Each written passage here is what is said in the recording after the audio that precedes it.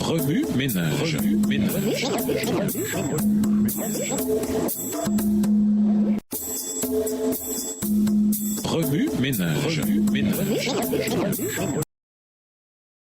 Bienvenue dans votre émission. Remue ménage. Nous voilà à la leçon de lundi. Interpréter un petit pas aux conséquences gigantesques. Lorsque Satan lui offrit le fruit de l'arbre de la connaissance du bien et du mal, Ève dut prendre une décision lourde d'enjeux. Pas à pas, il réussit à l'amener à faire un choix qui entraîna une vie douloureuse et en fin de compte la mort. Bien que trompée par de fausses promesses, Ève aurait pu s'éloigner de Satan et consulter son mari et Dieu avant de prendre la décision fatale de manger le fruit. Ellen White souligne l'absence remarquée d'Adam lorsque Ève discutait avec le serpent. Les anges, décrit-elle, les avaient mis en garde contre lui, Satan, et leur avaient conseillé de ne jamais se séparer dans leur travail. Texte tiré du livre Premiers écrits, la section La chute de l'homme à la page 147, livre écrit par Ellen G. White. Malheureusement, comme nous ne le savons que trop bien, Ève choisit de manger le fruit. Il suffit d'un petit pas vers la tentation pour que s'enclenche l'effet domino presque irrésistible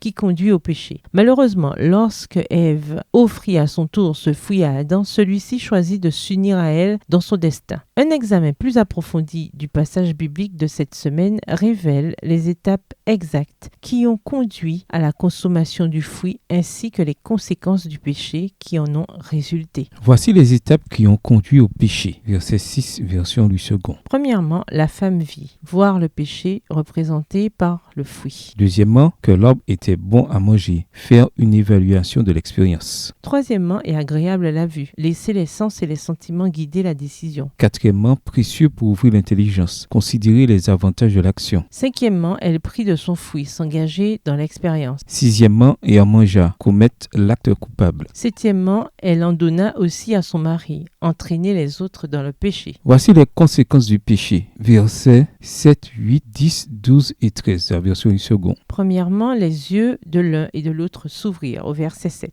Prise de conscience d'un changement. Deuxièmement, ils connurent qu'ils étaient nus. Verset 7. Sentiment de honte, de culpabilité. Troisièmement, et ayant cousu des feuilles de figuier, ils s'en firent des ceintures. Propre justice. Quatrièmement, vers le soir, remettre à plus tard la recherche de Dieu. Cinquièmement, l'homme et sa femme se cachèrent, au verset 8. J'ai eu peur, au verset 10. Relation brisée avec Dieu. Sixièmement, la femme que tu as mise auprès de moi, verset 12. Le serpent m'a séduite, verset 13. Blâmer Dieu, blâmer les autres. Septièmement, j'augmenterai la souffrance de tes grossesses, au verset 16. Le sol sera maudit à cause de toi, au verset 17. Tu retourneras dans la poussière, au verset 19.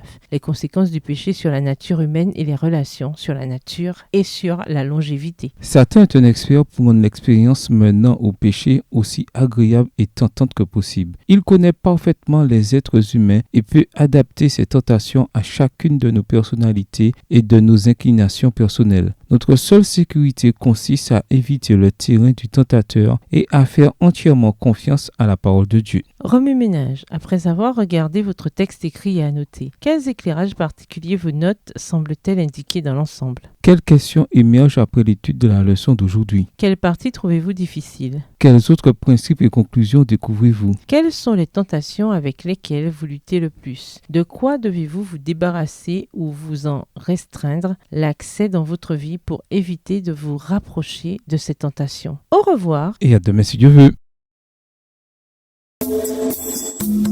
Remue ménage. Remue ménage.